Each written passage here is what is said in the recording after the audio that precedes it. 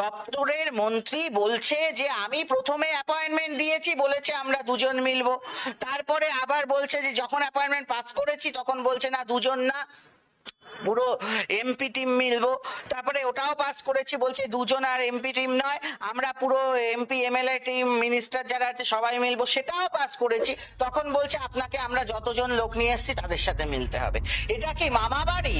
সেটাও বলছেন আমি সেটাও মিলবো, কিন্তু এই যে কথাটা এটা সিস্টেমের কথা, সিস্টেমের কথা সিস্টেমের মধ্যে হবে। আমার প্রথম এবং শেষ বক্তব্য, এই কথাগুলো পার্লামেন্টের মধ্যে দাঁড়িয়ে বলল না কেন? পার্লামেন্টটা কি জন্য? পার্লামেন্টটা কি ওখানে গিয়ে ঘুমানোর জায়গা? ঘুমোতে হলে ও কোনো কাজ করেনি।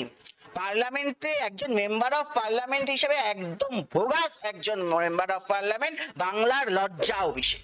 কিন্তু যে দাবিটা নিয়ে তারা এই দিল্লি চলো অভিযানটা শুরু করেছিল বা ঘোষণা করেছিল এবং তারা করলো, সেই দাবিটাকে কতটা সমর্থন করো? যে কেন্দ্রের কাছে 100 দিনের কাজের টাকা পায়নি যারা কাজ করেছে, তারা সেই দাবিটাকে কতটা সমর্থন করছো? প্রথম কথা, ভারতীয় জনতা পার্টির সম্মাননীয় রাজ্য সভাপতি ডক্টর সুকান্ত মজুমদার, যিনি এই বাংলা থেকেই পিএইচডি করে ডক্টরেট উপাধি পেয়েছেন, ইস্ট জর্জিয়া থেকে পিএইচডি করেননি। সেই কারণে বিদ্যা মানুষকে বিনয় দান করে, সহবত জ্ঞান আছে এবং অত্যন্ত বিচক্ষণ রাজনীতিবিদের মতন রাজনীতি না করে বাংলার মানুষের হিতের কথা ভেবে তিনি সরাসরি বলেছেন যদি কোন রকম দরকার মুখ্যমন্ত্রী রাজ্যের মানুষের মানে সাহায্যের জন্য দরকার হয়, শিল্প আনতে চাইলে উনি সঙ্গে যাবেন, উনি গিয়ে বলবেন এই এই পরিকাঠামো আছে আপনারা আসুন। অর্থাৎ গঠনতন্ত্রমূলক বিরোধিতার ভূমিকা ভারতীয় জনতা পার্টি পালন করে, কিন্তু সেই গঠনতন্ত্রমূলক বিরোধিতা কখন হবে? যার যৌক্তিকতা থাকবে। আমি প্রথমেই বলছি এই যে ঘটনা, এই ঘটনা সম্পূর্ণ অযৌক্তিক বলে এটা পার্লামেন্টে দাঁড়িয়ে বলবার সাহস নেই। তুমি কি বলতে চাইছো যে তারা 100 দিনের কাজের টাকা পেয়েছে? তারা এই টাকা শুধু পেয়েছেই নয়, এই টাকা নয় ছয় করেছে, এই টাকা দিয়ে তৃণমূলের নবজোয়ার হয়েছে, তৃণমূলের নবজোয়ারে এই সব টাকা ব্যবহার করা হয়েছে। অভিষেক বন্দ্যোপাধ্যায় প্রত্যেক দিনের বাড়িতে ভাতের হাঁড়ি চড়ে এই 100 দিনের কাজের টাকায়। তাহলে কেন্দ্রীয় মন্ত্রী দেখা করলেন না কেন অভিষেক বন্দ্যোপাধ্যায়? শুনুন, কেন্দ্রীয় মন্ত্রী বারবার অ্যাপয়েন্টমেন্ট দিয়েছে, কিন্তু অভিষেক বন্দ্যোপাধ্যায়কে বুঝতে হবে সে পশ্চিমবঙ্গের রাজপুত্র হলেও পশ্চিমবঙ্গের বাইরে একটা পোকামাকড়ের সঙ্গেও তার কেউ তুলনা করে না, কারণ পোকামাকড় অন্তত যাই হোক না কেন অসৎ নয়।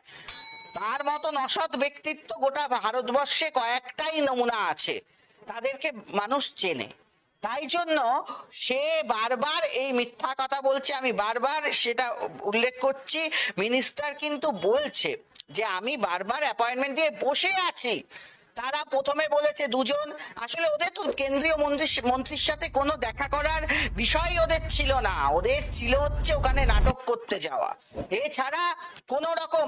এর আগেও তোমরা দেখেছো এই কলকাতা রাজভবনে, যেই রাজভবনে ওরা এখন গেছে নাটক করতে গেছে, ধর্ণা করতে, এই রাজভবনে গোপাল কৃষ্ণ গান্ধী যখন রাজ্যপাল ছিলেন, মাঝরাত্রি বেলায় বুদ্ধদেব ভট্টাচার্য এবং মমতা বন্দ্যোপাধ্যায়, তখনও মমতা মিটিং করা হয়েছিল, তখনও মমতা বন্দ্যোপাধ্যায় নাটক করেছিলেন, বললেন হ্যাঁ কারখানার ব্যাপারে আমি সব রাজি, সবকিছু ঠিক হয়ে গেল, পরের দিন সকালবেলায় ওনার মতি ভ্রম হয়ে গেল। তো এই জিনিস নাটক নিজের পিসির থেকে ভালোভাবে শিখে সেই নাটকটাই ওরা ওইখানে করতে গেছে। তবে একটা খুব ভালো হয়েছে, অভিষেক বন্দ্যোপাধ্যায়ের রাজনৈতিক জীবনে ওকে এটা বুঝিয়ে দেওয়া হয়েছে ও আসলে কি অকাত আছে। তাই জন্য যেভাবে ওকে দিল্লি পুলিশ অভ্যর্থনা করেছে, আমি দিল্লি পুলিশকে এবং জাতীয় সরকারকে আমার আন্তরিক ধন্যবাদ জানাই।